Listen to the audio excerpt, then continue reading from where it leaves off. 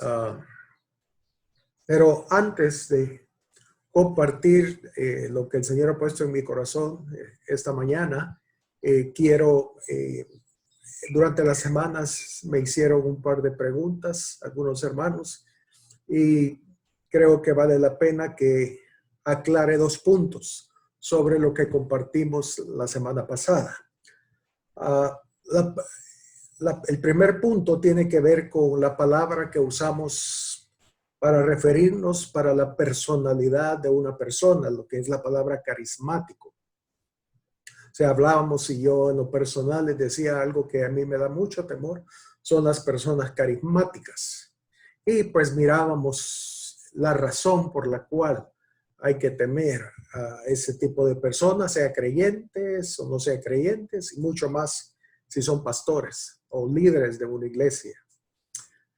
Pero en nuestro medio la palabra carismático por lo generalmente la usamos para referirnos a un grupo de la Iglesia Católica que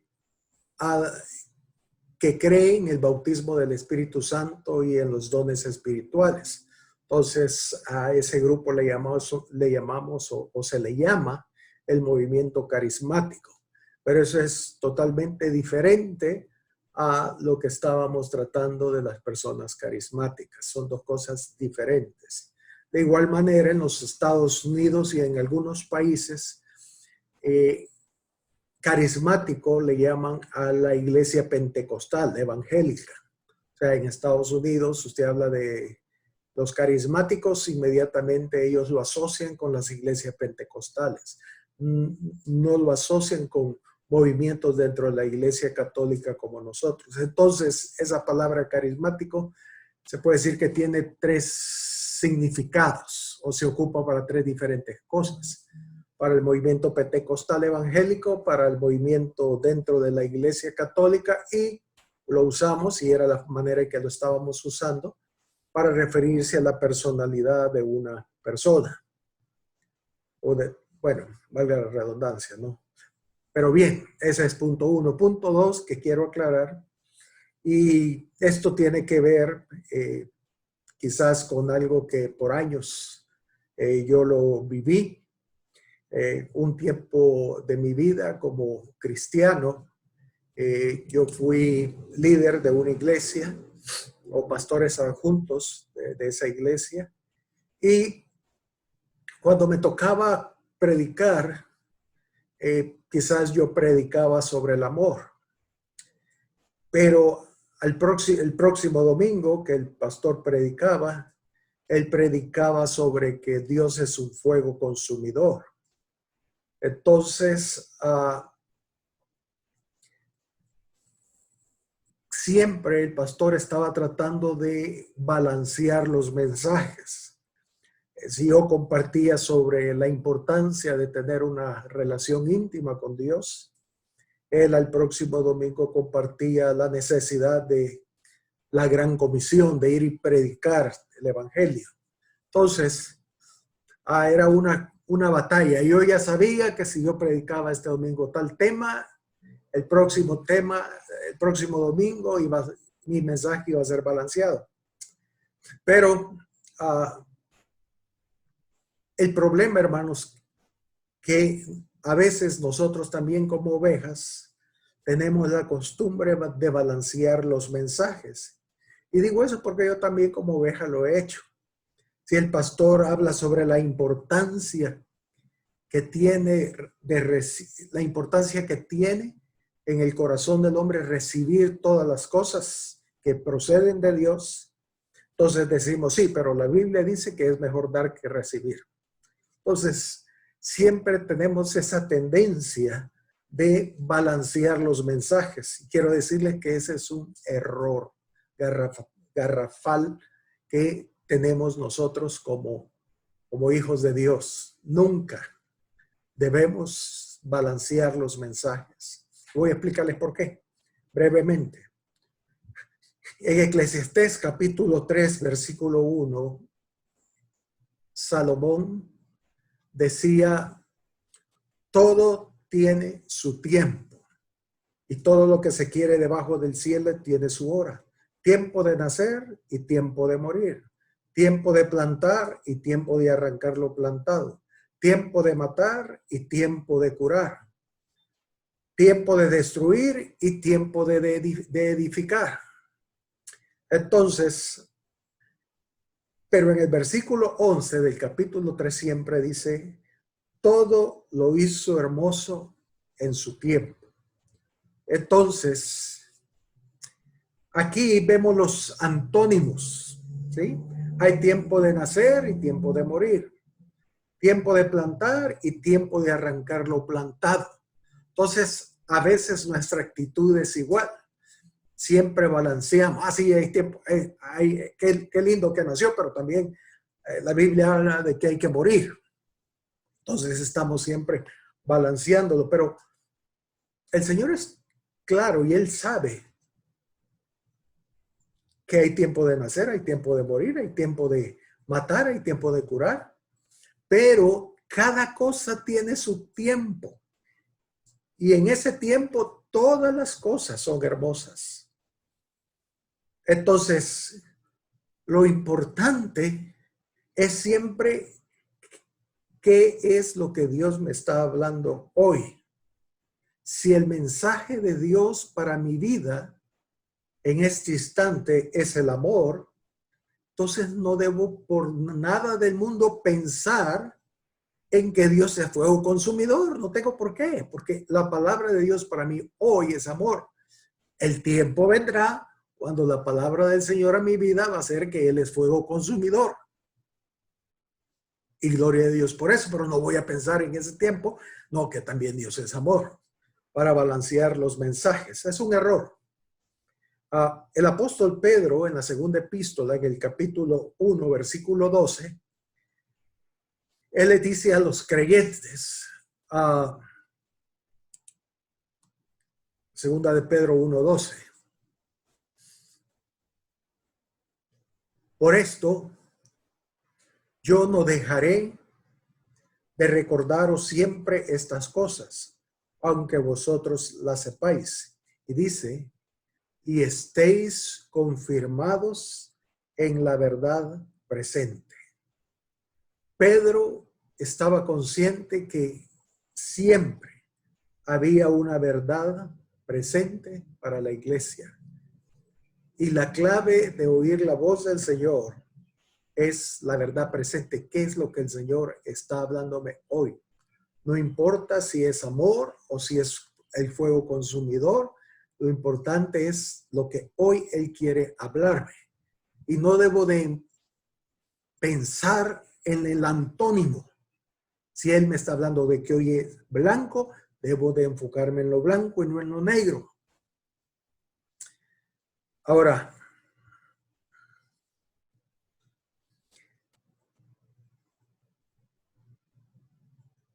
digo esto, hermanos, porque es una mala costumbre que tenemos. Recuerdo en cierta ocasión, estando predicando a un grupo de médicos, el Señor me dio una palabra que les compartiera sobre la importancia de alabar y adorar a Dios, la importancia de tener una relación íntima a través de la alabanza. Pero el líder del grupo estaba sentado atrás mía y mientras yo estaba compartiendo, él no dejaba de citarme una escritura.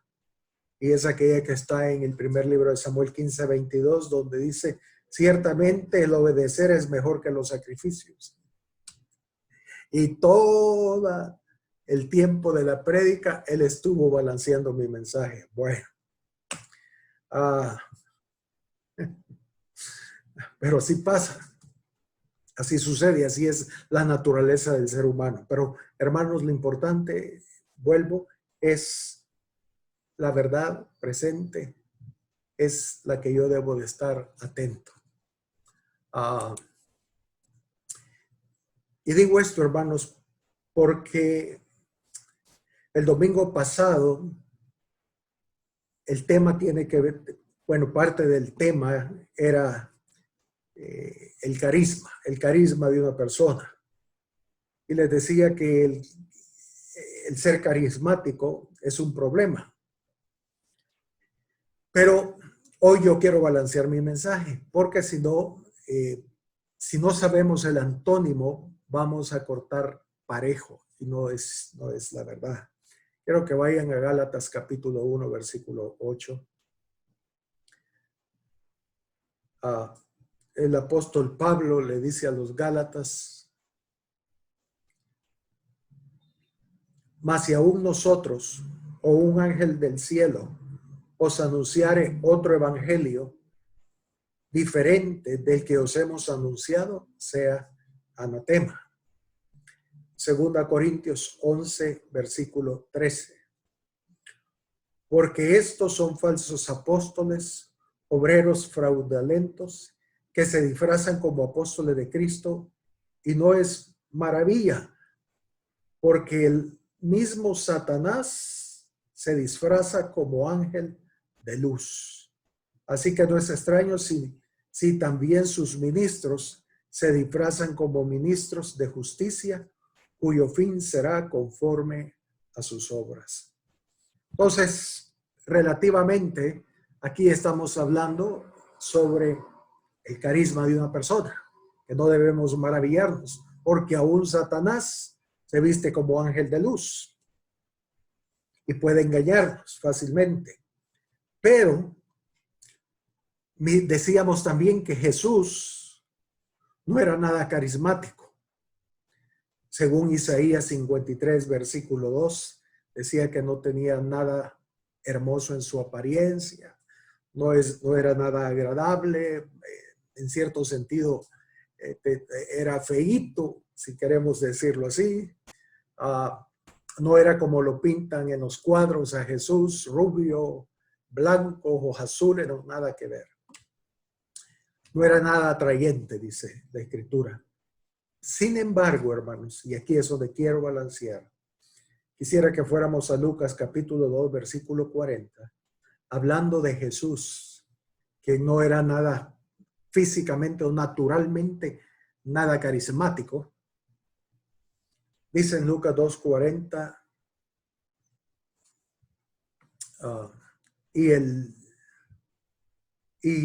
niño crecía y se fortalecía y se llenaba de sabiduría, y dice, y la gracia de Dios era sobre él.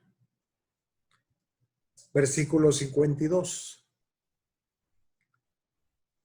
Y Jesús crecía en sabiduría y en estatura y en gracia para con Dios y los hombres. Entonces, aquí vemos que Jesús no era nada carismático, pero la gracia de Dios en él hacía que cayera bien ante Dios y ante los hombres. Entonces, hablábamos del carisma de una persona, pero el antónimo o la contraparte es la gracia de Dios. Proverbios capítulo 3, versículo 3 dice, nunca se aparten de ti la misericordia y la verdad, átalas a tu cuello. Escríbelas en la tabla de tu corazón y hallarás gracia y buena opinión ante los ojos de Dios y de los hombres.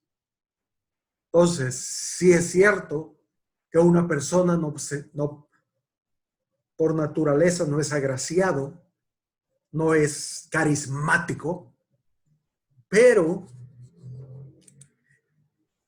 la gracia de Dios sobre nuestras vidas puede hacer que seamos personas, como dice aquí, que las personas puedan tener una buena opinión de nosotros. Entonces, la diferencia entre un carismático y la gracia de Dios la vemos en Proverbios también 28, versículo 23. Dice, el que reprende al hombre hallará después mayor gracia que el que lisonjea con labios.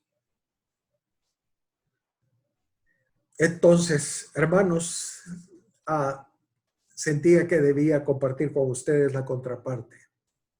No es, como dije, hay que tener mucho cuidado con la gente carismática, pero por otro lado, no vayamos a confundir el carisma con la gracia de Dios en los hijos de Dios.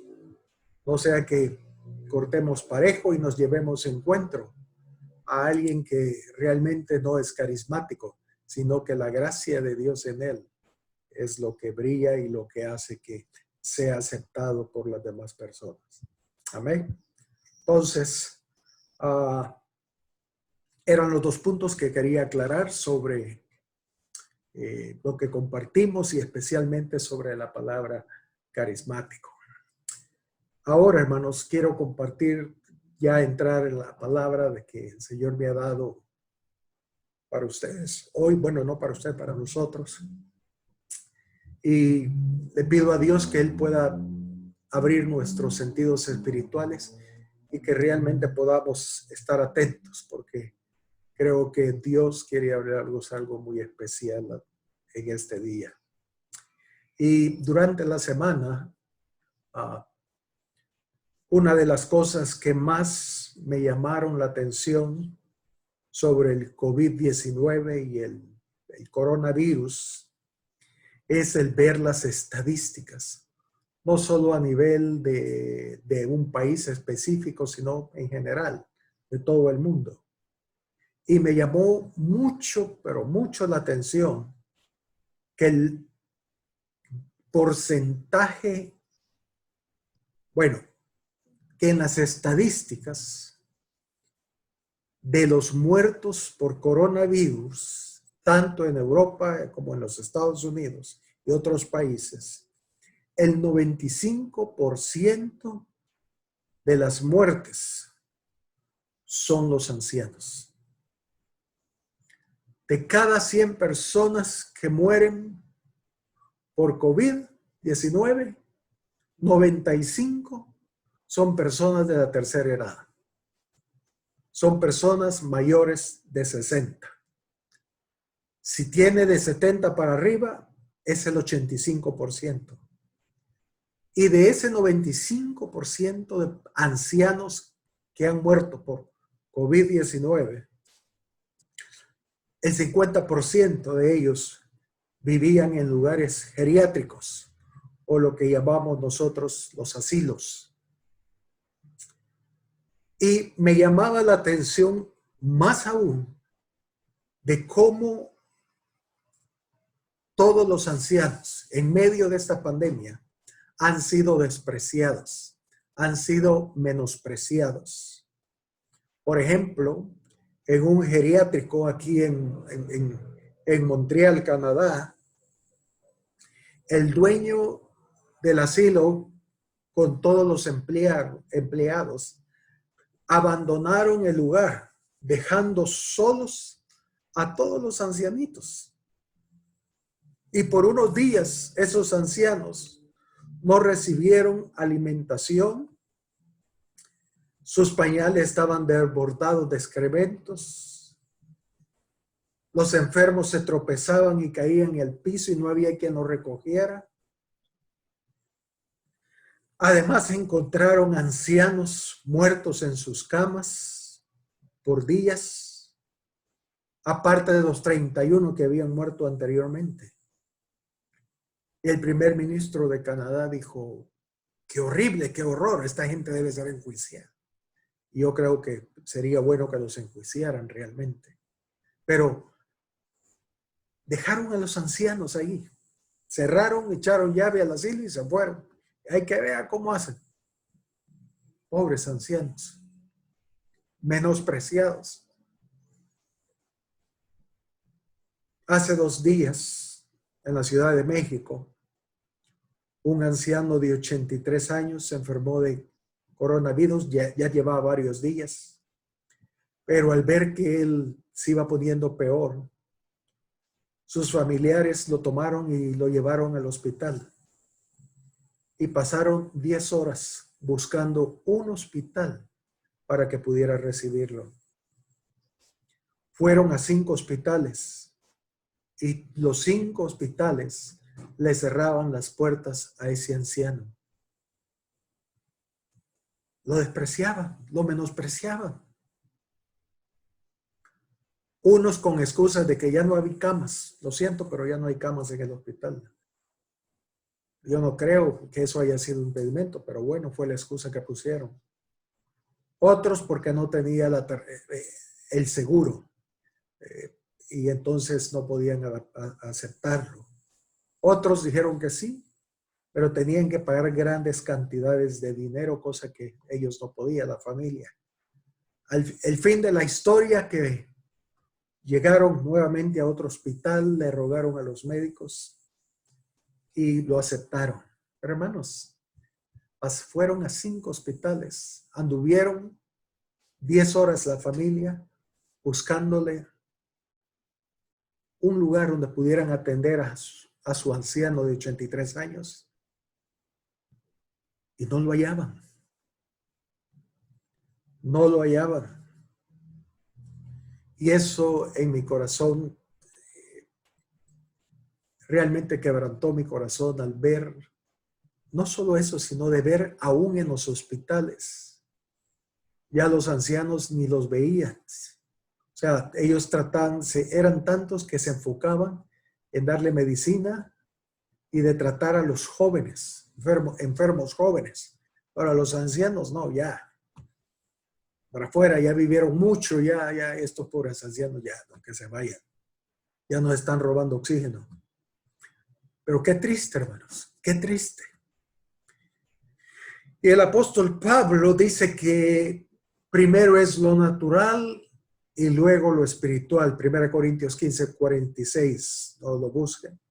Primero dice que es lo físico, lo natural y luego lo espiritual. ¿Por qué digo esto?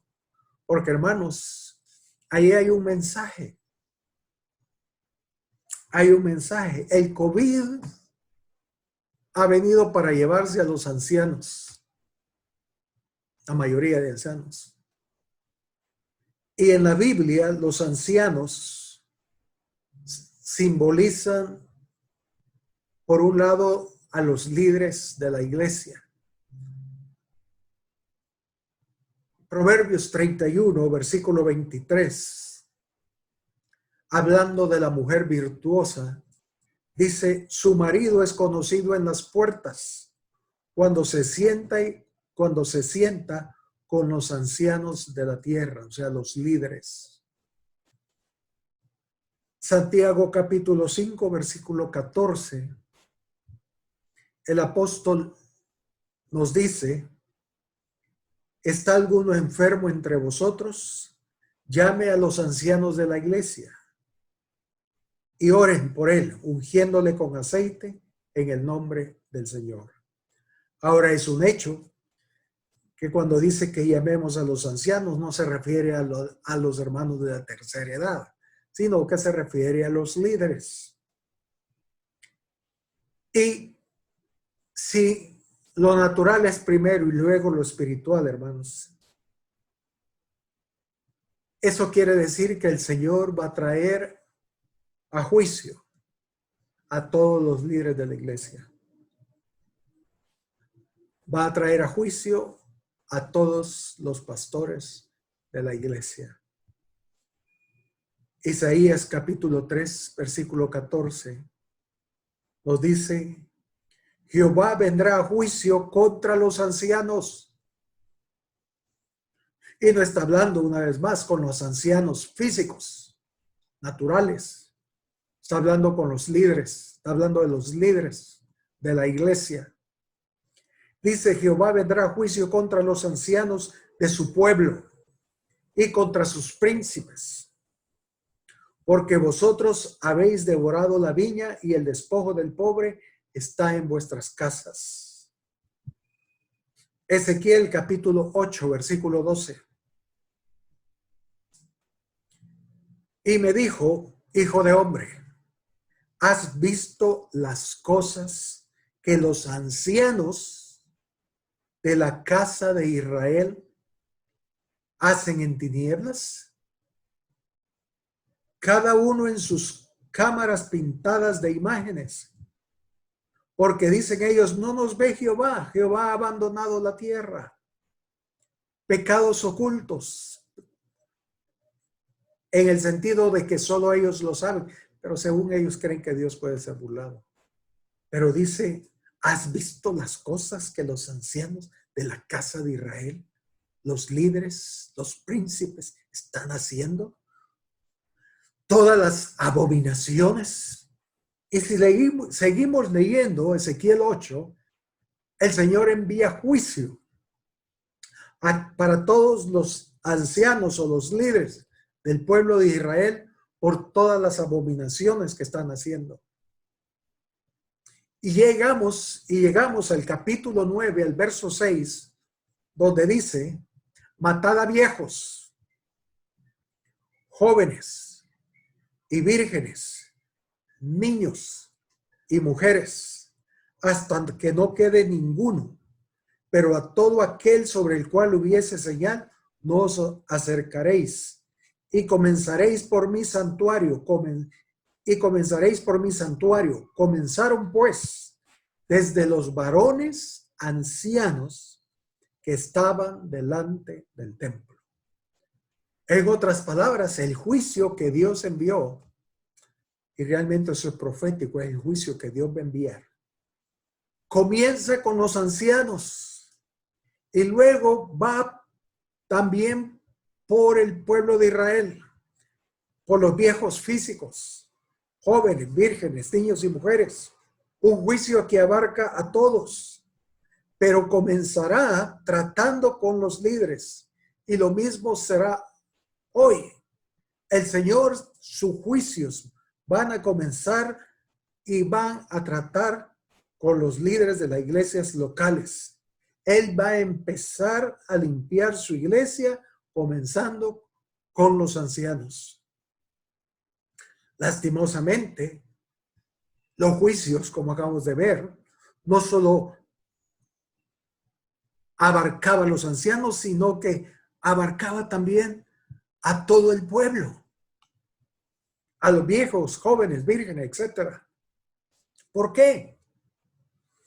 Oseas capítulo 4, verso 9 nos da la razón. Oseas capítulo 4, versículo 9. Dice, y será el pueblo, fíjense, como el sacerdote. Le castigaré por su conducta y le pagaré conforme a sus obras. Que dice, y será el pueblo o la iglesia local como el sacerdote. Isaías 24:2. Isaías 24:2.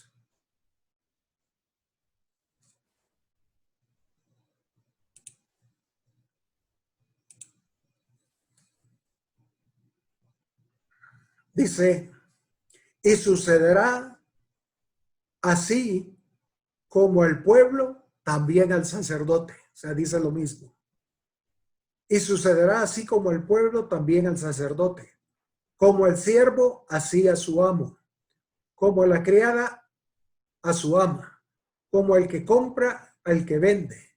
Como el que presta, al que toma prestado. Como el que da al logro, así al que lo recibe. En otras palabras, el juicio de Dios va a alcanzar a todos, pero comenzando con los ancianos. ¿Por qué? Porque la congregación o la iglesia local es la cosecha del pastor. Tal como es el sacerdote, así es el pueblo. Entonces, lastimosamente, el juicio va a alcanzarlos a todos, pero va a comenzar con los ancianos. Como Pablo decía a los Corintios en su segunda epístola, en el capítulo 13, en el versículo 2, 2 Corintios 3:2, perdón. 2 Corintios 3:2, dice, nuestras cartas sois vosotros, escritas en nuestros corazones, conocidas y leídas por todos los hombres. La iglesia es las cartas leídas de los ancianos. Por las ovejas uno puede conocer al pastor. ¿Qué tipo de pastor tienen? Si el pastor es aguado, la iglesia será aguada. Si el pastor es alcahuete, la iglesia va a ser como decimos, un desmadre. Entonces, si el pastor anda en justicia, la iglesia va a andar en justicia. Si el pastor anda en santidad, la iglesia va a andar en santidad. Entonces, porque la iglesia local es una carta leída de los ancianos. Así que oremos, hermanos, para que el Señor enderece nuestros pies y ordene nuestros pasos. Oremos por los pastores, oremos por los líderes, y que el Señor nos tenga en una iglesia local aprobada por Él. Porque sus juicios van a llegar y van a comenzar por los ancianos y va a alcanzarnos a todos. COVID-19 arrasó con los ancianos y con algunos adultos mayores, algunos jóvenes y algunos niños, algunas mujeres. Abarcó todo, pero el grueso lo han llevado los ancianos. Ahora, por otro lado, y aquí quiero detenerme un poco más. Naturalmente hablando, los ancianos son las personas más débiles del pueblo. Los ancianos son los que más ayuda necesitan. Ya no tienen las mismas fuerzas, apenas caminan, ya no oyen muy bien, a veces algunos tampoco ven, requiere de ayuda de otros. Y en cierto sentido, los ancianos se vuelven una carga para los demás. En Deuteronomio 25, versículo 17, quiero que veamos esto, por favor. Deuteronomio 25, versículo 17. 17 y 18.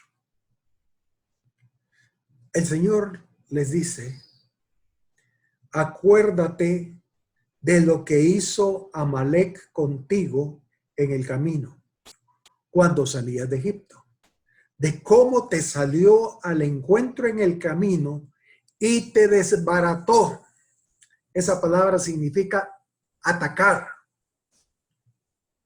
Y te atacó la retaguardia de todos los débiles que iban detrás de ti, cuando tú estabas cansado y trabajado y no tuvo ningún temor de Dios. Fíjese, cuando el pueblo de Israel se movía de un lugar a otro, ellos dejaban siempre en la parte de atrás, en la cola, en la retaguardia, a las personas más débiles. Dejaban ahí a los ancianos, a las mujeres embarazadas, a los niños de brazos. Esa era la retaguardia cuando el pueblo de Dios se movía.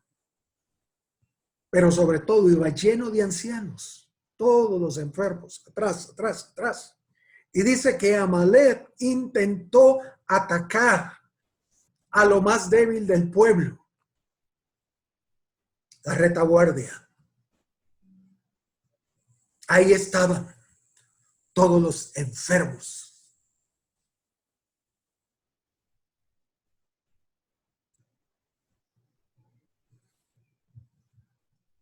Primera de Pedro 5, versículo 8 y 9. Dice el apóstol Pedro, da un consejo. Dice, sed sobrios y velad, porque vuestro adversario, el diablo, como león rugiente, anda alrededor buscando a quien devorar, al cual resistid firmes en la fe, sabiendo que los mismos padecimientos se van cumpliendo en vuestros hermanos en todo el mundo. Ese mismo adversario que anda como león rugiente es el mismo adversario que anda hoy rodeando, viendo a quién va a devorar. Y por supuesto, va a atacar a lo más débil. Él va a atacar a lo más débil, a los ancianos. Pero fíjense, porque debemos entender esta parte. Cuando como cristianos nos movemos en nuestra propia fuerza y orgullo, vamos solos. Y esos son los solitarios, los que no necesitan del cuerpo de Cristo. Nos hemos apartado de la protección de Dios. Dios protege a aquellos que se apoyan en Él y caminan con humildad delante de Él, reconociendo su debilidad. Cuando nos creemos fuertes, somos débiles. Y aquellos que son fuertes, pero que reconocen su debilidad, ellos se hacen fuertes. Debemos seguir el consejo de Santiago. Santiago 4, versículos 6 y 8. Dice, pero Él da mayor gracia. Por esto dice, Dios resiste a los soberbios y da gracia a los humildes.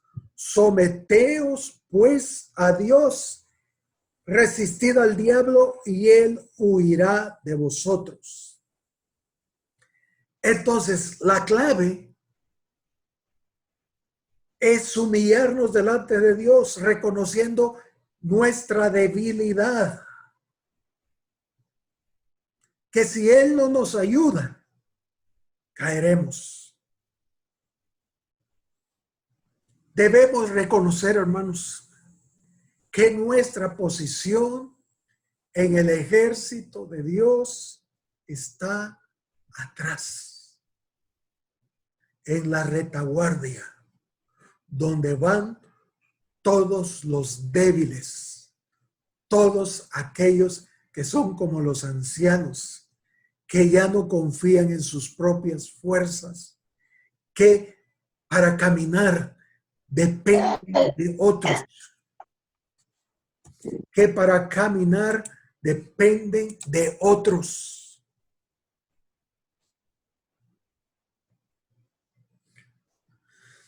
Debemos reconocer eso entonces, hermanos.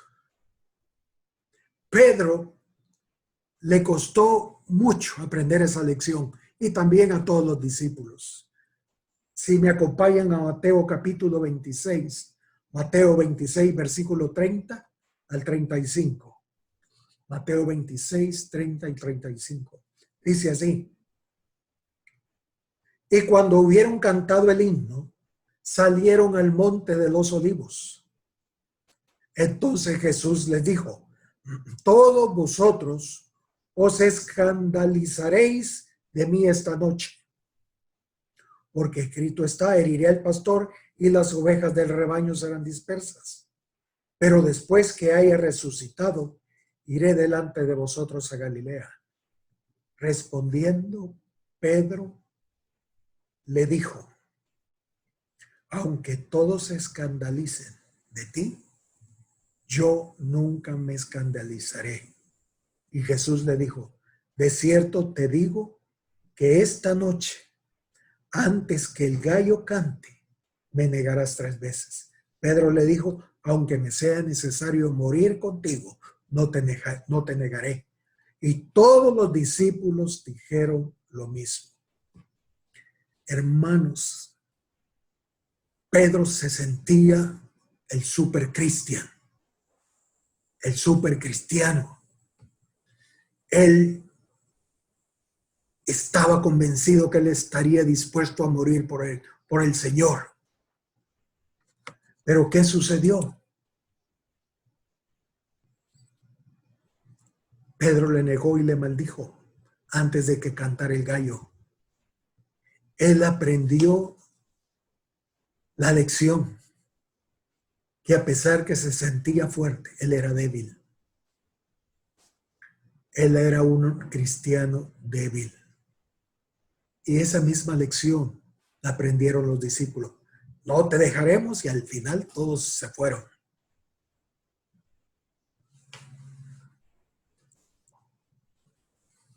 El que se humille será exaltado. Debemos ser humildes. Debemos reconocer como cristianos que somos débiles. Que si el Señor no nos defiende, estamos perdidos. Debemos reconocer que nuestra posición en el cuerpo de Cristo es atrás, con los débiles, con aquellos que no tienen fuerza, con aquellos que reconocen su ceguera espiritual, aquellos que reconocen que son sordos, que no pueden oír la voz del Señor, que cojean al caminar.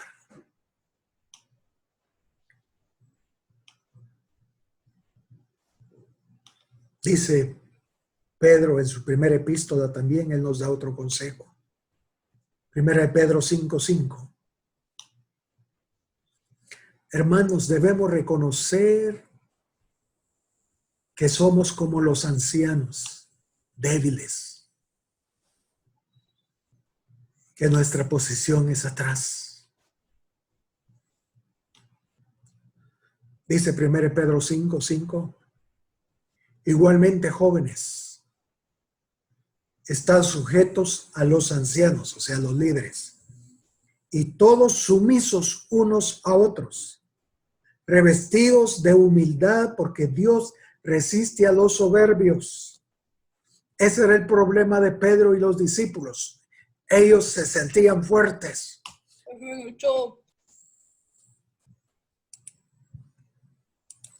Ellos se sentían fuertes.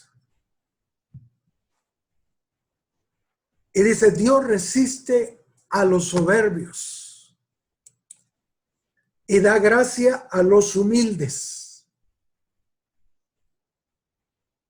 Y él da el verso 6 un consejo.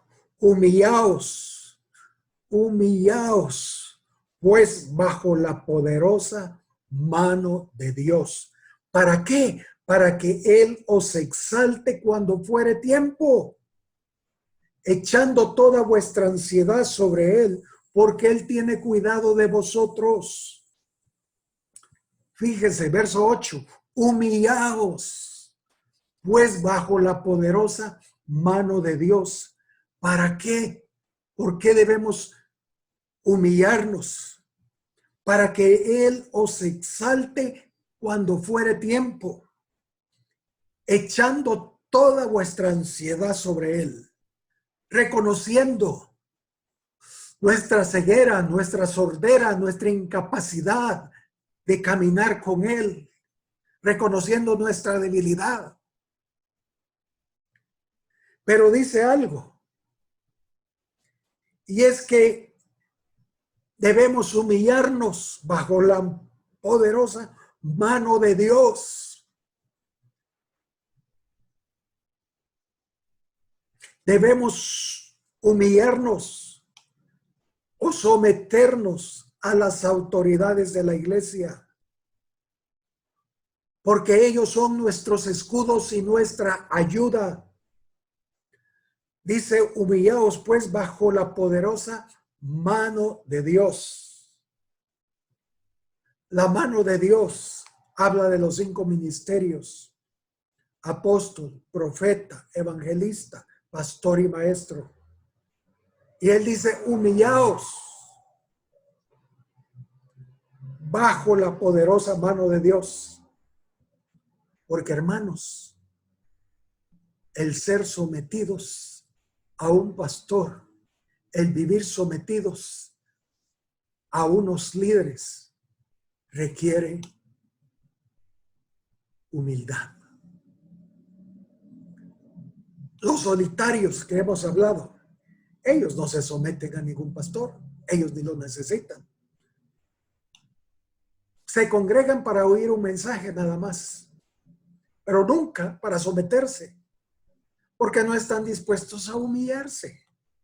Pero si queremos ser exaltados en el tiempo de Dios, debemos aprender a humillarnos bajo la mano poderosa de Dios. Si conocemos lo cuán débil somos, lo cuán frágil somos, entonces vamos a ver la necesidad que tenemos de someternos. Vamos a darnos cuenta de la necesidad que tenemos de los otros miembros del cuerpo que nos ayuden. Un anciano, una persona débil, aún para levantarse, extiende su mano para que venga otra persona y lo agarre y lo levante. Y luego necesita apoyarse en otra persona para dar los pasos. Reconoce su debilidad. Él sabe que sin la ayuda de los otros miembros, él cae.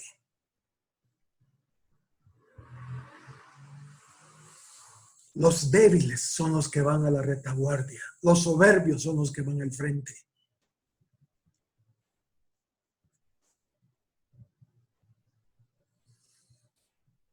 El punto es que no queremos ser de los de la retaguardia, sino porque no queremos reconocer nuestra debilidad.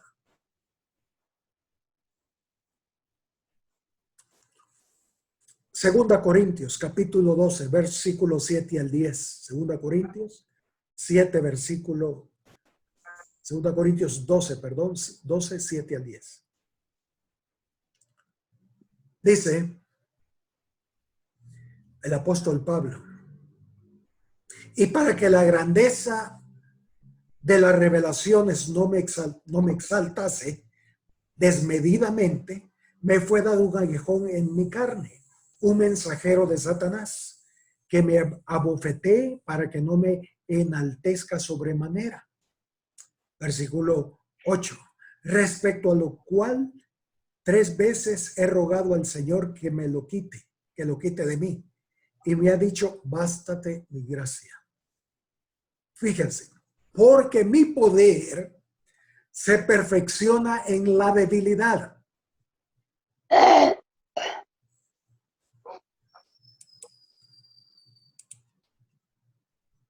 Porque mi poder se perfecciona en la debilidad. Por tanto, de buena gana me gloriaré más bien en mis debilidades, para que repose sobre mí el poder de Cristo. Por lo cual, por amor a Cristo, me gozo en las debilidades, en afrentas, en necesidades, en persecuciones, en angustia, porque cuando soy débil, entonces soy fuerte. Porque cuando soy débil, entonces soy fuerte. Ahí estaba la clave. Entre más débil, más necesitado Pablo se sentía, la gracia de Dios Y el poder de Dios venía sobre la vida de Pablo y lo hacía fuerte.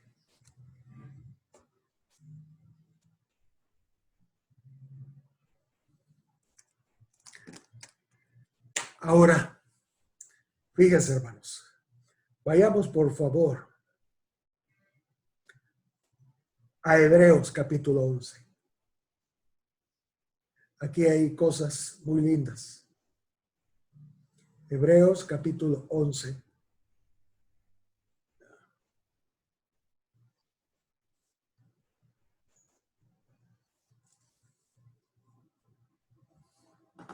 Hablando de los hombres de fe. Aquí nos da un listado de estos hombres, los héroes de la Biblia, los hombres que fueron victoriosos, los vencedores. Pero fíjense en una peculiaridad que estos hombres tenían. Y leemos aquí en Hebreos 11, versículo 33 en adelante, 33 al 40, si podemos. Dice que por fe conquistaron reinos, hicieron justicia, alcanzaron promesas, taparon bocas de leones, apagaron fuegos impetuosos, evitando filo de espada. Pero aquí está la clave en lo que sigue. Fíjense, sacaron fuerzas de debilidad, se hicieron fuertes en batallas, pusieron en fuga ejércitos extranjeros. Las mujeres recibieron sus muertos mediante resurrección, mas otros fueron atormentados, no aceptando el rescate, a fin de obtener mejor resurrección. Otros experimentaron vituperios, azotes, etcétera, etcétera. Da una lista de las cosas tremendas que estos hombres hicieron. Pero había una peculiaridad en estos hombres que sacaron fuerzas de su debilidad. Se hicieron fuertes en batallas. Esas fuerzas las sacaron de sus debilidades. Todo ese listado de hombres de fe tenían esa peculiaridad. Esos hombres eran débiles. Eran seres humanos como nosotros, pero sacaron fuerza en sus debilidades. Ellos reconocían su necesidad. Ellos no se creían los supercristianos, como decimos.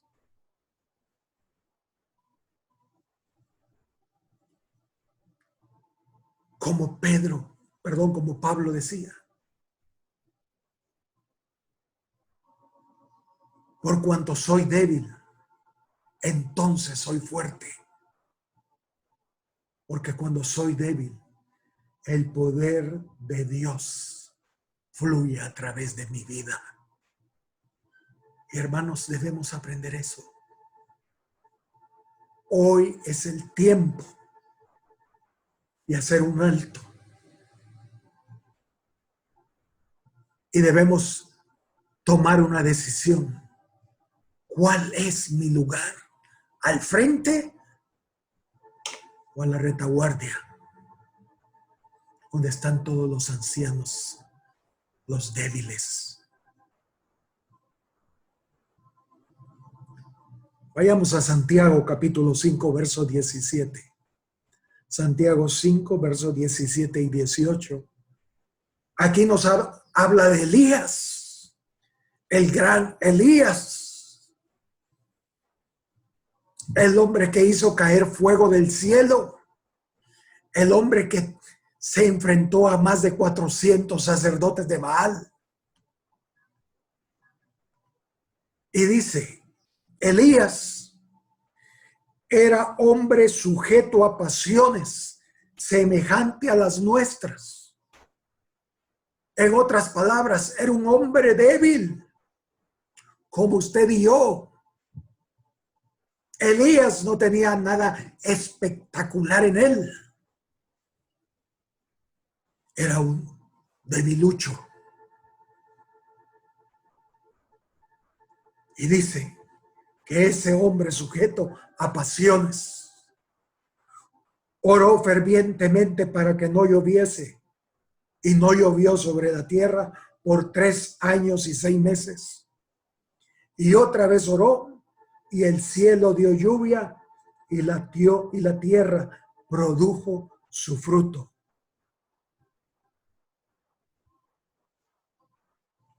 ¿Dónde radicaba el poder de Elías? En su debilidad. En su debilidad, él reconocía su pobreza espiritual. Él reconocía que sin la gracia de Dios y sin la ayuda de los hermanos, él no podía dar un paso.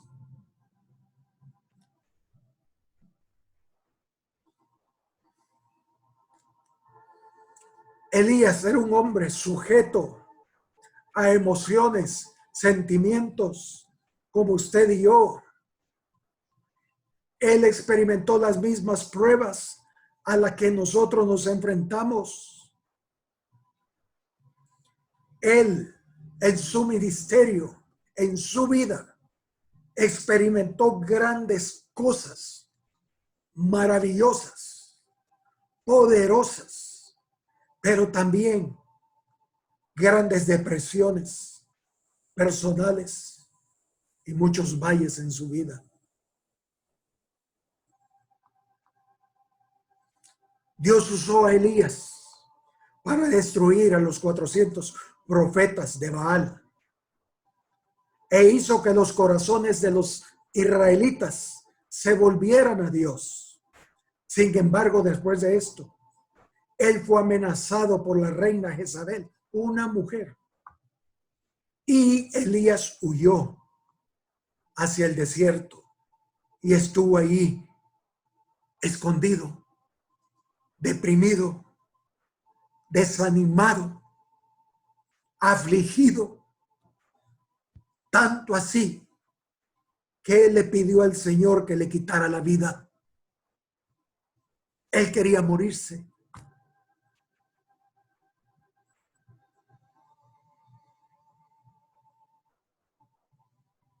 Elías experimentó un valle terrible después de una tremenda victoria. Pero era un hombre débil como nosotros, hermanos. Pero el poder de Dios se perfecciona en la debilidad. Y sí, Satanás va a atacar a los débiles. Pero lo que no sabe, que en los débiles el Señor se fortalece. El Señor manifiesta su poder. Y ahí está la victoria de los hijos de Dios.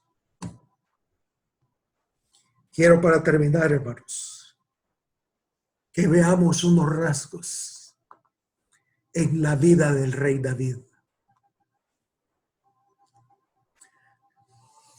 Es un hecho tremendo saber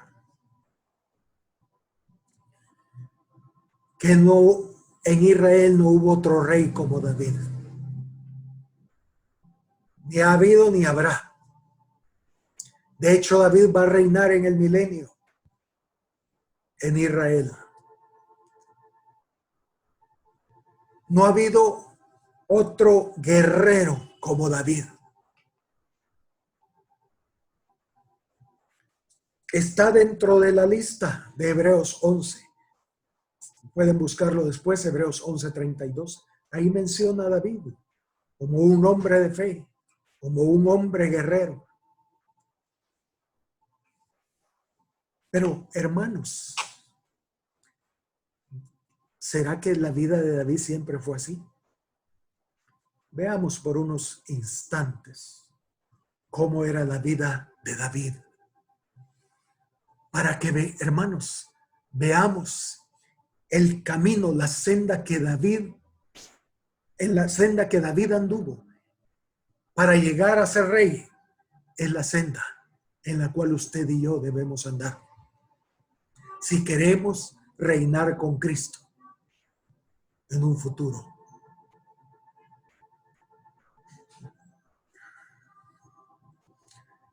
Primero, vayamos al primer libro de Samuel, capítulo 10, verso 23 y 24. Primer libro de Samuel, capítulo 10, versículos 23 y 24. Aquí encontramos la contraparte de David, que era Saúl, el rey Saúl. Saúl tenía unas características muy especiales. Y dice en el verso 23, entonces corrieron y lo trajeron allí, y lo trajeron de allí. Y puesto en medio del pueblo, fíjense cómo era Saúl, y puesto en medio del pueblo, desde los hombros hacia arriba, era más alto que todo el pueblo. Y Samuel dijo a todo el pueblo, ¿habéis visto al que ha elegido Jehová, que no hay semejante a él en todo el pueblo? Entonces el pueblo clamó con alegría diciendo, ¡vive el rey! ¿Por qué? Porque no había en el pueblo, en todo Israel, nadie como Saúl. Era el hombre más alto, el hombre más corpulento en el pueblo. Él manifestaba confianza, él manifestaba poder. Y todo decía, ¡wow! ¡Vive el rey!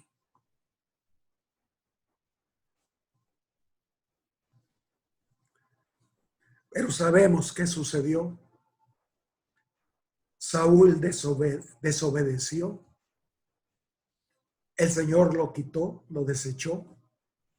Le quitó el reino y dijo, voy a escogerme a un rey conforme a mi corazón. Voy a buscar a otro rey que su corazón sea como el mío. Y David fue escogido.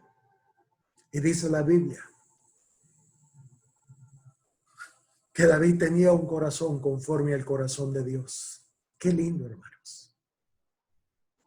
Qué precioso. No quisiéramos nosotros también ser conformados como el Señor hizo a David. No quisiéramos tener un corazón conforme al corazón de Dios. Yo sí. Ese es mi anhelo. Señor, forma tu carácter, tu vida en mí. Dame un corazón conforme a tu corazón. Porque esos van a reinar con Cristo, hermanos. Esos estarán en el milenio, reinando sobre esta tierra. Reyes que tengan un corazón conforme al corazón de Dios. Y dice en el capítulo 16 del primer libro de Samuel, versículo 1. Primer libro de Samuel, capítulo 16, verso 1. Dijo Jehová a Samuel, ¿hasta cuándo llorarás a Saúl, habiéndolo yo desechado para que no reine sobre Israel? Samuel amaba mucho a Saúl. Y él oraba para que el Señor tuviera misericordia de su vida. Pero ya no había más remedio. El Señor lo había rechazado. Y le dice, llena tu cuerno de aceite y ven, te enviaré a Isaí de Belén, porque de sus hijos me he provisto de rey.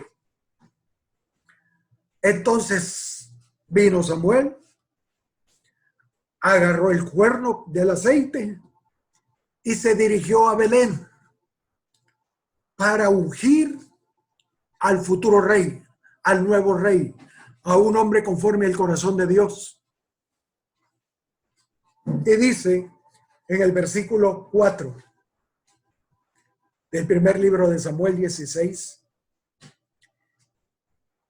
hizo pues Samuel como le dijo Jehová, y luego que él llegó a Belén, los ancianos, los líderes de la ciudad, salieron a recibirle con miedo y dijeron, ¿es pacífica tu venida? Él respondió, sí, vengo a ofrecer sacrificio a Jehová, santificaos y venid conmigo al sacrificio. Y santificando él a Isaí y a sus hijos, los llamó al sacrificio. Entonces, veamos el panorama. Llega Samuel, se acercan los ancianos, los líderes, y le dicen, ¿a qué vienes? Él dice, a ofrecer un sacrificio con la familia de Isaí. Entonces, se reúnen en la casa de Isaí, Isaí con sus hijos y todos los ancianos de la ciudad, los líderes. Y dice el verso 6, y aconteció que cuando ellos vinieron, él vio a Eliab, el hijo mayor de Isaí, el hermano mayor de David. Y dijo, de cierto, delante de Jehová estás ungido. Y Jehová respondió a Samuel, no mires a su parecer, ni lo grande de su estatura, porque yo lo desecho. Porque Jehová no mira lo que mira el hombre, pues el hombre mira lo que está delante de sus ojos, pero Jehová mira el corazón. Fíjense, hermano, qué panorama. Aparece el hijo mayor de Isaí, un hombre grande, fuerte, hermoso. Y Samuel dice, ¡wow! Este es como Saúl, enorme, tremendo, gran autoridad. Es aquí el ungido. Y el Señor dice, no, cuidado. No es él el que yo escogí. Y dice, versículo 8, entonces llamó Isaí a Abinadab y lo hizo pasar delante de Samuel, el cual dijo, tampoco a este ha escogido Jehová. Hizo pasar Isaí a Sama, y él dijo, tampoco a este ha escogido Jehová. E hizo pasar Isaí 7 hijos suyos delante de Samuel. Pero Samuel dijo a Isaí, Jehová no ha elegido a estos. Fíjense, hermanos. Están en la casa los ancianos, Isaí y sus 7 hijos. Y fueron pasando uno por uno. Hombres grandes, corpulentos, hermosos. Y el Señor le dice, no, ni uno de esos es. Ni uno de esos. Otro, no, tampoco. Y al final Samuel se queda frustrado y dice, Jehová no ha elegido a estos. Y luego en el versículo 11 le dice, entonces dijo Samuel a Isaí, ¿son estos todos tus hijos? Por casualidad no tendrás alguno por ahí escondido, algo que alguien que se te haya quedado. E Isaí dice, quiero ver, 1, 2, 3, 4, ¿qué se me habrá quedado? ¡Ah! Sí, respondió él, queda aún el menor que apacienta ovejas. Hermanos, por favor. David no era, pero ni considerado dentro de los hijos de Isaí, David era menospreciado por su padre. Ni siquiera lo invitó para que llegara a ofrecer sacrificios, el sacrificio con el profeta Samuel.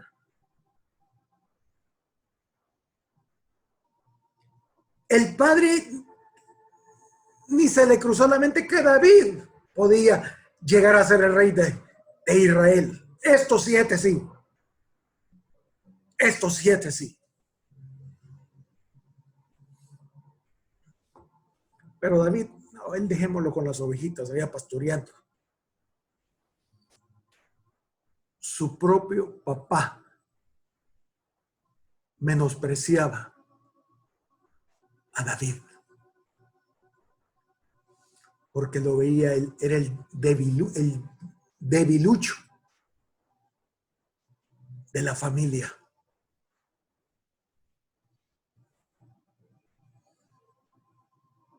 Entonces Isaí respondió: queda aún el menor que apacienta las ovejas. Y dijo Samuel a Isaí: envía por él, porque no nos sentaremos a la mesa hasta que él venga aquí. Envió pues por él y le hizo entrar. Era rubio, hermoso de ojos y de buen parecer. Entonces Jehová dijo: levántate y úngelo, porque este es. Y Samuel tomó el cuerno del aceite y lo ungió en medio, fíjense, en medio de sus hermanos. Y por supuesto ahí estaban sus hermanos, su papá, los ancianos de Belén. Y desde aquel día en adelante el Espíritu de Jehová vino sobre David. Se levantó luego Samuel y se volvió a Rama. ¡Wow! ¡Qué tremendo! Cuando veo este cuadro, si yo hubiera sido hermano de David y en ese momento ungen a mi hermanito menor como el rey, el futuro rey, yo salgo corriendo y lo abrazo y le digo: David, qué bendición que sea mi hermano menor. El papá feliz: ay, hijo, qué lindo, hoy pronto vas a ser el rey. Y los líderes: Isaí, qué bendición la que tienes.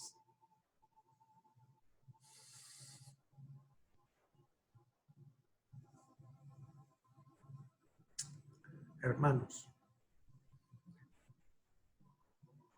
vayamos al capítulo 17, versículo 12. Aquí ya habían pasado 4 años desde que David había sido ungido rey por Samuel. Del 12 al 20. 4 años habían pasado.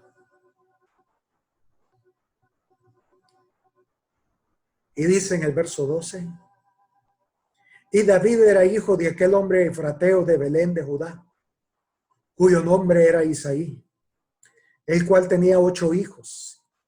Y en el tiempo de Saúl este hombre era viejo y de gran edad entre los hombres.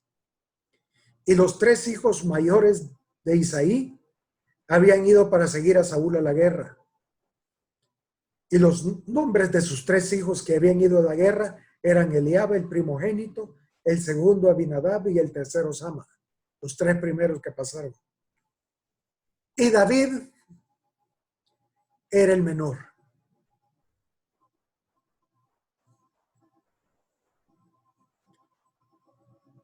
Siguieron pues los 3 mayores a Saúl. Pero David había ido y vuelto dejando a Saúl para apacentar las ovejas de su padre en Belén. Y dice el verso 16: venía pues aquel filisteo por la mañana y por la tarde, hablando de Goliat, sabemos la historia. Y así lo hizo durante 40 días. Y dijo Isaí a David su hijo: toma ahora para tus hermanos un efa de este grano tostado y estos 10 panes, y llévalo pronto al campamento a tus hermanos. Y llévale estos 10 quesos de leche. Los llevarás al jefe de los 1000 y mira si tus hermanos están buenos y toma prenda de ellos. Hermanos, después de 4 años, David seguía siendo el ceniciento de la casa. David seguía pastoreando las ovejitas. David seguía haciendo los mandados de todos. David era el cipote, el patojo, el chamo, el escuincle, como querramos llamarle. Nadie le dio importancia al evento cuando él fue ungido rey. ¿A qué va? Samuel ya está viejo, ya ni sabe lo que hace. Ya no le dieron la importancia. Lo menospreciaron. Pero hermanos, pensemos en David. Después que fue ungido rey. Hoy van a cambiar las cosas en esta casa. Vamos a ver quién va a ser el de los mandados. Yo. David era tan humilde que no le importaba hacer los mandados de todos sus hermanos. Él se hizo el siervo de ellos. David decía, no sé. Samuel dijo eso, pero ¿quién soy yo para ser el rey? Solo al ver a mis hermanos, ¿quién como mis hermanos? David era tan humilde que no le importaba humillarse delante de sus hermanos, delante de su padre y delante de los líderes. Nadie le paró bola, como decimos. Es más, yo pienso quizá que aún los hermanos abusaban. Veamos al rey, veamos al futuro rey de Israel. Anda a traer las tortillas y el pan francés. No te vas a tardar mucho, por favor, que tengo hambre. Y ahí iba David, con un corazón humilde,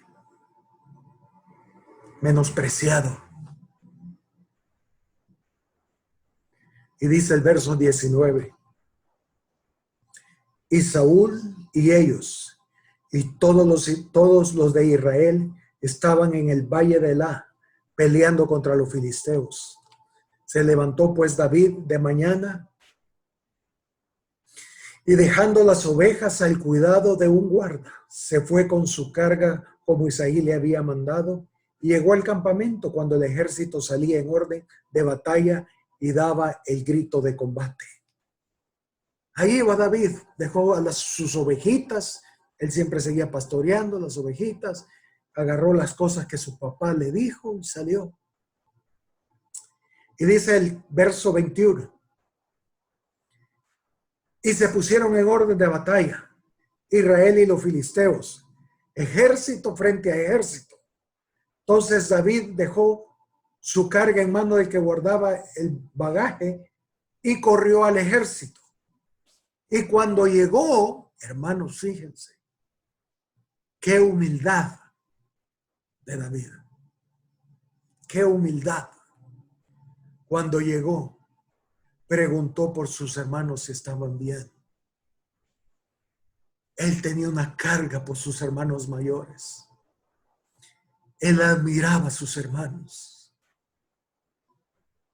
Y a pesar que lo menospreciaba, a pesar del desprecio que le hacía, tenía una carga por ellos. Él tenía una carga por sus hermanos. Él llegó y dijo, mis hermanos están bien mis hermanitos. Y dice el verso 26. Entonces habló David a los que estaban junto a él diciendo: ¿qué harán al hombre que venciere a este filisteo y quitare el oprobio de Israel? Porque ¿quién es este filisteo incircunciso para que provoque a los escuadrones del Dios viviente? Y el pueblo le respondió las mismas palabras diciendo: así se hará al hombre que le venciere. Y oyéndole hablar Eliab, uno de sus hermanos, su hermano mayor, con aquellos hombres, fíjese, hermanos, se encendió en ira contra David y dijo: ¿para qué has descendido acá? ¿Y a quién has dejado aquellas pocas ovejas en el desierto?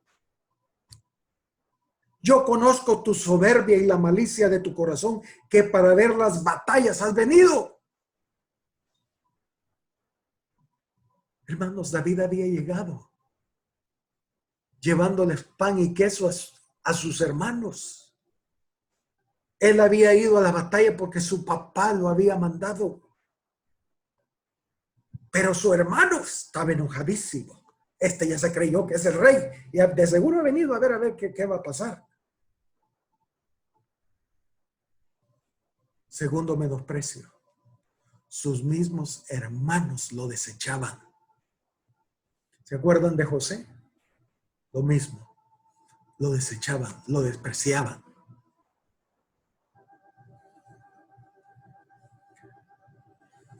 Y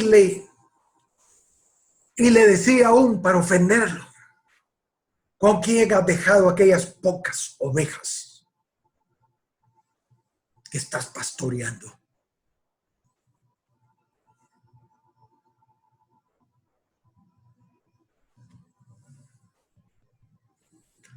Hermanos, David era tan manso, tan humilde, que no importa si el rebaño eran 10, eran 15, eran 20, él era fiel en su labor. El Señor dijo: si en lo poco eres fiel, en lo mucho te pondré.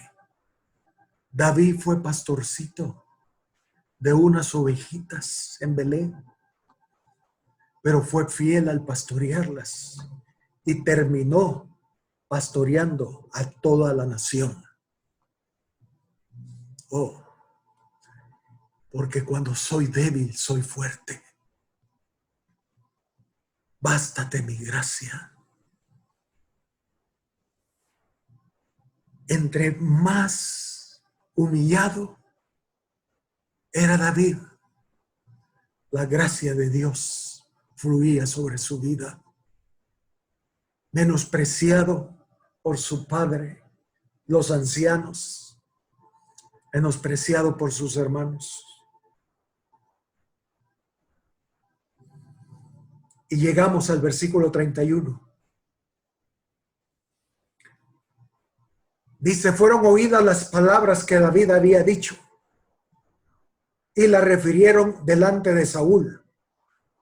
Y Saúl mandó a llamar a David, porque David dijo: ¿qué le darán a quien venza a ese filisteo? ¿Qué le van a dar?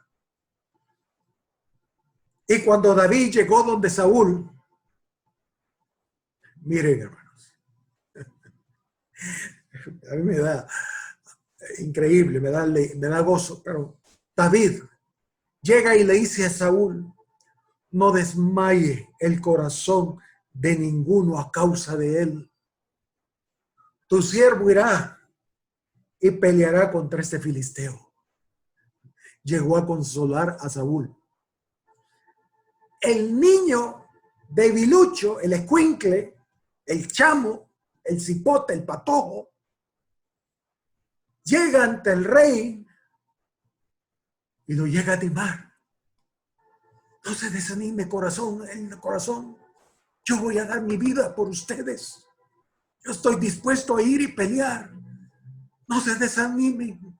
No van a perder mucho si yo voy y muero. No van a perder mucho. Qué corazón, qué humildad.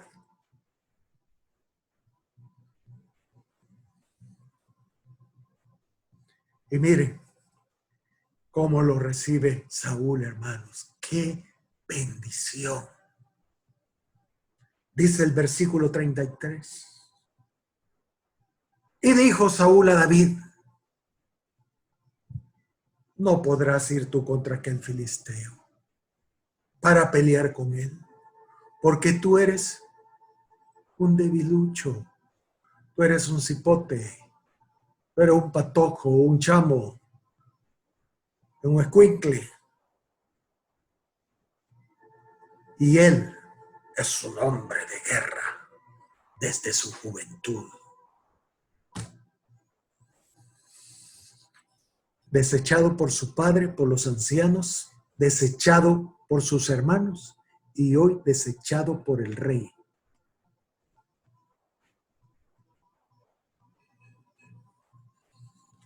Todo el mundo despreciaba a David. Todo el mundo. ¿Por qué? Porque lo miraban un debilucho.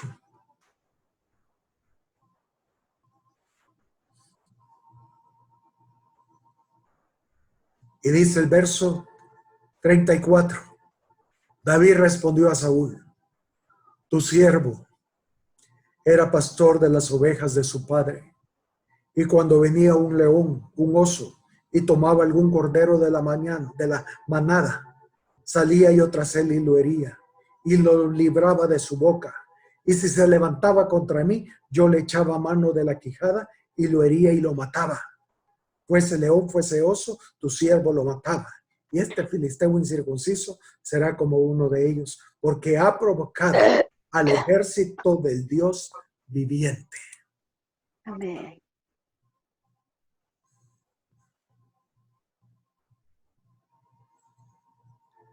Entonces añadió David: Jehová, que me ha librado de las garras del león y de las garras del oso, él también me librará de la mano de este filisteo. Su confianza, hermanos, no estaba en él, porque él veía lo que todos veían: un cipote, un debilucho. Él reconocía sus debilidades, pero él decía: pero yo sé en quién he creído. Él me libró del oso, él me libró del león y él va a librarme de este incircunciso. He allí la clave de los hombres de fe, que a pesar de su debilidad se hicieron fuertes en batalla. Que a pesar que todo el mundo lo desecha, como los ancianos son desechados en los hospitales, así también David fue desechado. Porque era un debilucho, no valía la pena. Y yo me imagino a Saúl diciendo: pues manden este bichito de todas maneras. No perdemos nada con que él vaya y muera.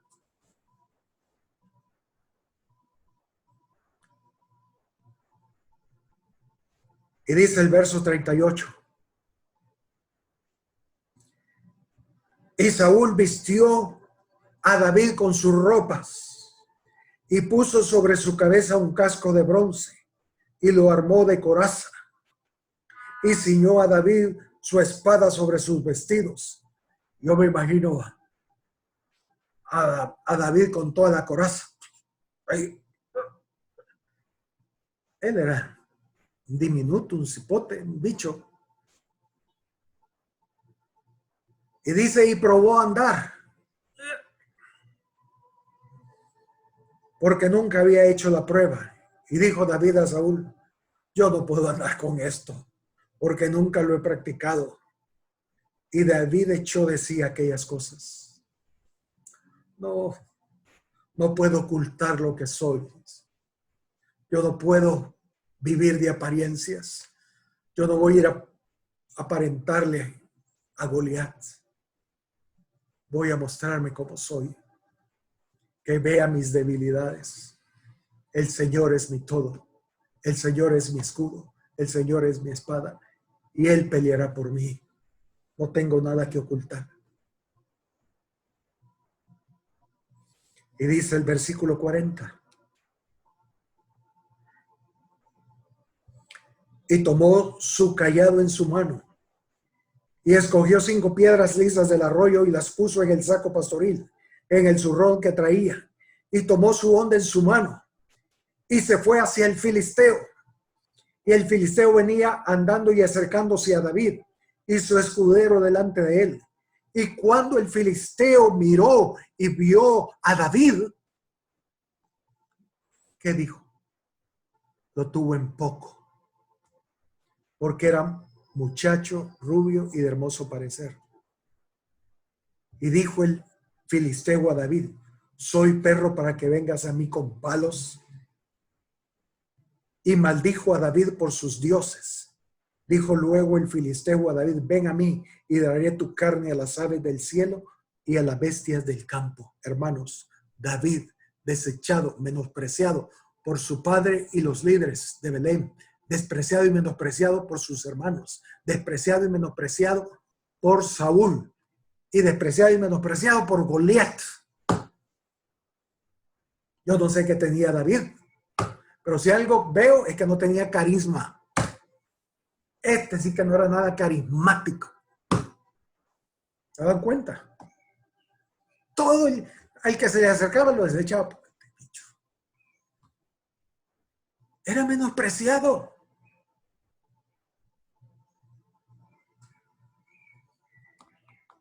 Dice el verso 45. Entonces dijo David al filisteo: tú vienes a mí con espada y lanza y jabalina, mas yo vengo a ti en el nombre de Jehová de los ejércitos, el Dios de los escuadrones de Israel, a quien tú has provocado. Jehová te entregará hoy en mi mano y yo te venceré y te cortaré la cabeza y daré hoy los cuerpos de los filisteos a las aves del cielo y a las bestias de la tierra, y toda la tierra sabrá que hay Dios en Israel, porque Dios se perfecciona en la debilidad. Y sabrá toda esta congregación que Jehová nos salva con espada y con lanza, porque de Jehová es la batalla. Y él los entregará en nuestras manos. Y aconteció que cuando el filisteo se levantó y echó a andar para ir al encuentro de David, David se dio prisa y corrió a la línea de batalla contra el filisteo. Y metiendo David su mano en la bolsa, tomó de ahí una piedra y la tiró con la honda. E hirió al filisteo en la frente, y la piedra se quedó clavada en la frente y cayó sobre su rostro en tierra. Así venció David al filisteo con honda y piedra, e hirió al filisteo y lo mató sin tener David espada en su mano. Entonces corrió David y se puso sobre el filisteo, y tomando la espada de él y sacándola de su vaina, lo acabó de matar y le cortó con ella la cabeza. Y cuando los filisteos vieron a su paladín muerto, huyeron. Huyeron. Y David fue el nuevo héroe.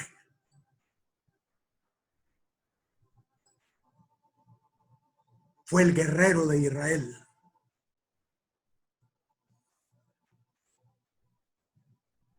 Porque reconocía su debilidad.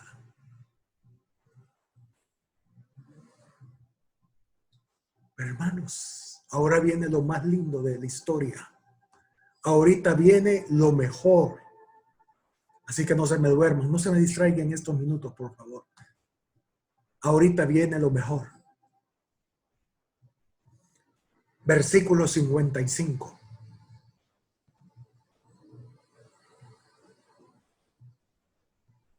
Y cuando Saúl vio a David que salía a encontrarse con el filisteo, dijo a Abner, general del ejército: Abner,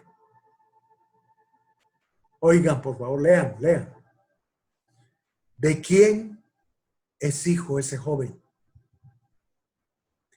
Y Abner respondió: vive mi alma, oh rey, que no lo sé. Y el rey dijo: pregunta de quién es hijo ese joven. Y cuando David volvía de matar al filisteo, Abner lo tomó y lo llevó delante de Saúl, teniendo David la cabeza del filisteo en la mano.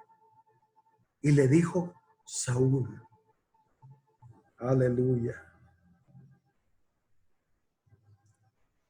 Esto quebranta mi corazón, hermanos. Y le dijo, Saúl, muchacho, debilucho, ¿de quién eres hijo? ¿De quién eres hijo? Y David respondió, yo soy hijo de tu siervo, Isaí de Belén. Esa era la pregunta del millón, hermanos. Esa pregunta le hicieron a Rebeca. Y la respuesta a esa pregunta clasificó a Rebeca para ser la esposa de Isaac. Esa misma pregunta le hicieron a todos los que subieron a reconstruir el templo en Jerusalén cuando subieron de la cautividad a Babilonia y fueron parte del avivamiento. Y es la misma pregunta que hizo a David rey. ¿De quién eres hijo? Yo soy hijo de tu siervo Isaí de Belén. ¿Quién es tu pastor? ¿De qué iglesia eres miembro?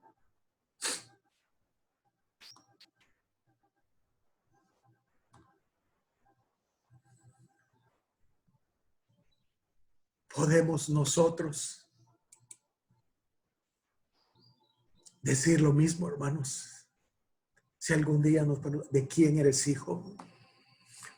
Podemos dar respuesta a esa pregunta, porque esa pregunta va a clasificarnos para lo que viene. Como dije, no basta con ser visitante. Ah, sí, yo voy a la iglesia fulano. No, eso no. No, eso no. No, tú puedes visitar a cualquier iglesia, pero no es eso. La pregunta es si eres miembro, si eres oveja en ese lugar. Ven la importancia de congregarnos y ser parte de una iglesia local. Oh, hermanos, que Dios abra nuestro entendimiento. Que Dios nos ayude. David, hermanos, tenía motivos de peso para salir corriendo de la casa de su padre, ya que era despreciado por todos. Su trabajo en esa casa eran los trabajos viles, lo que nadie quería hacer.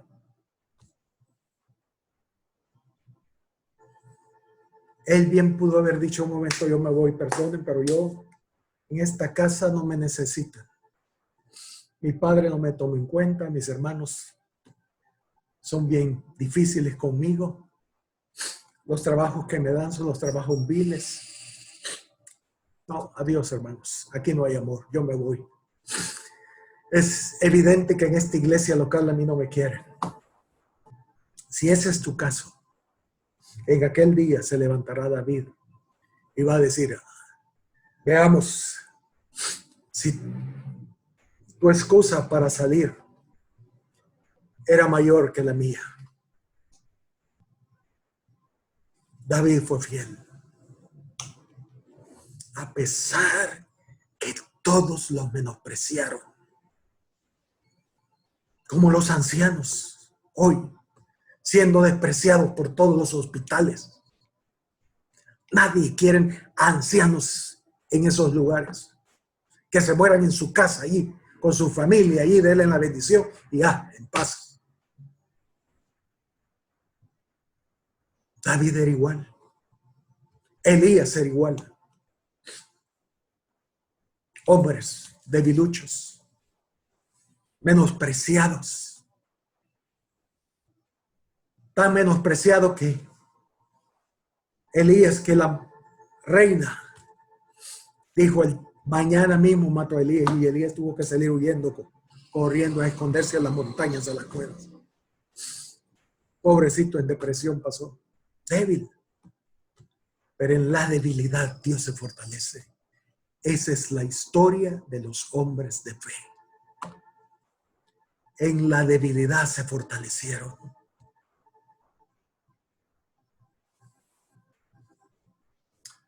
Pero veamos un versículo más de la vida de David. Sabemos por la historia, David luego llegó a ser rey. Llegó a reinar sobre Israel. Y pasó años reinando hasta llegar anciano. Y desde entonces no había otro rey como David. Y leemos.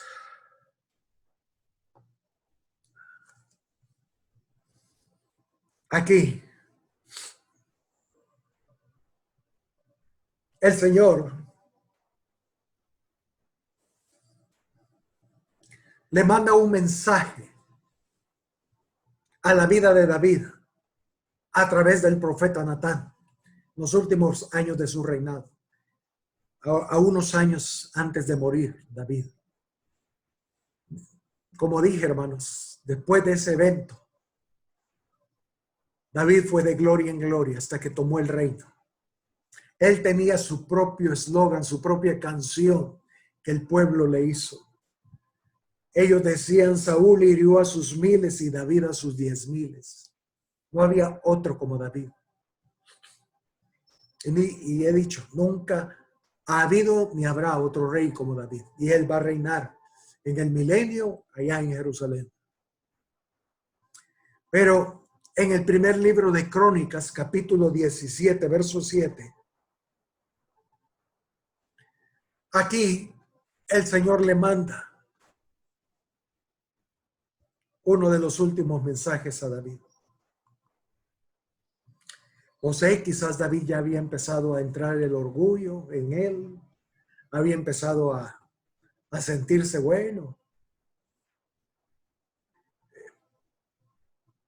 El rey, al final, no hay otro como yo.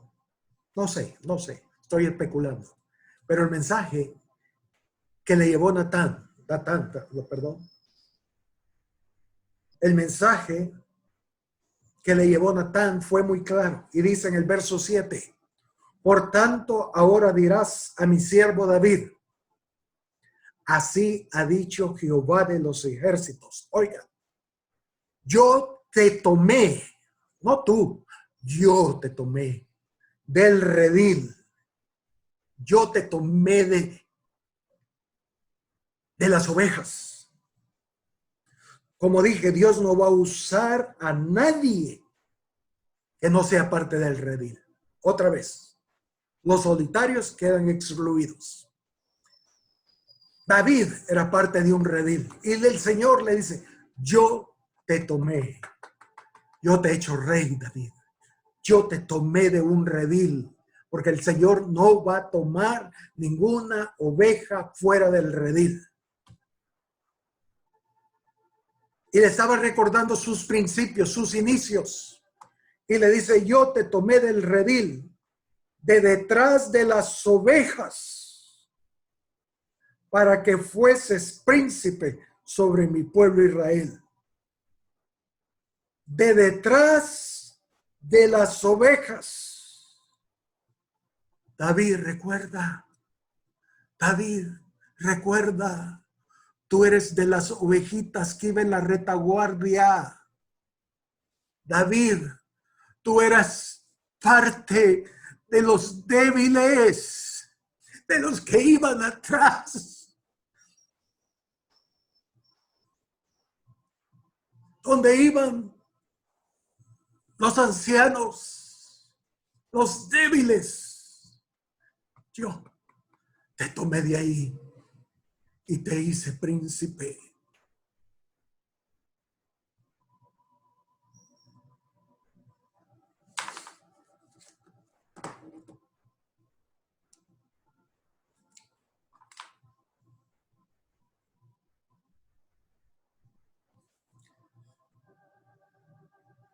Qué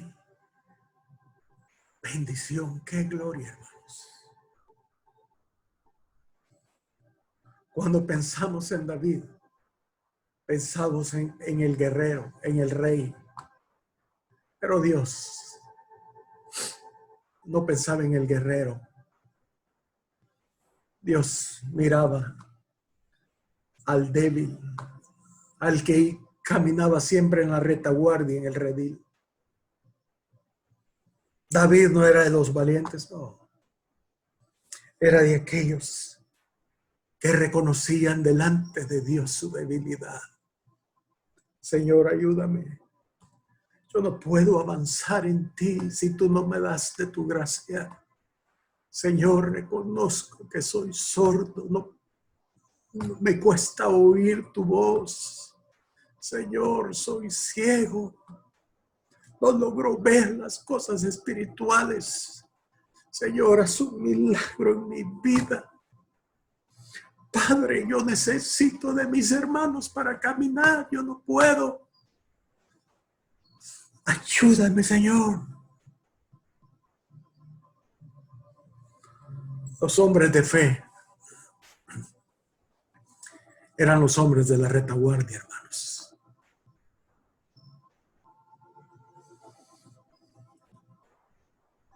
Primera Corintios 3:18 dice: nadie se engaña a sí mismo. Si alguno entre vosotros se cree sabio en este siglo, hágase ignorante para que llegue a ser sabio. Primera Corintios 1:25 dice: porque lo insensato de Dios es más sabio que los hombres, y lo débil de Dios es más fuerte que los hombres. Pues mirad, hermanos, vuestra elección, que no sois muchos sabios según la carne, ni muchos poderosos, ni muchos nobles, sino que lo necio del mundo escogió Dios para avergonzar a los sabios. Lo débil del mundo escogió Dios para avergonzar a los fuertes. Lo vil del mundo y lo menospreciado escogió Dios, y lo que no es, para deshacer lo que es, a fin de que nadie se jacte en su presencia. Mas por él vosotros estáis en Cristo Jesús, el cual nos ha sido hecho por Dios sabiduría, justificación, santificación y redención, para que, como está escrito, el que se gloría, gloríese en el Señor. Hermanos, ¿qué somos delante de Dios? Usted y yo. El Espíritu Santo lo dice muy claro. Somos lo vil, lo menospreciado, lo débil, lo que no es. Eso somos. Y si usted siente que al oír eso, que usted es vil, que usted es menospreciado, que usted es débil, que usted no es nada delante de Dios, se siente ofendido, es porque todavía hay orgullo en su corazón. Pero los ancianos, los débiles, los que van a la retaguardia, cuando oyen eso, dicen: sí, Señor, amén. Esos somos. Esos somos. Y si tú no haces un milagro, pereceremos.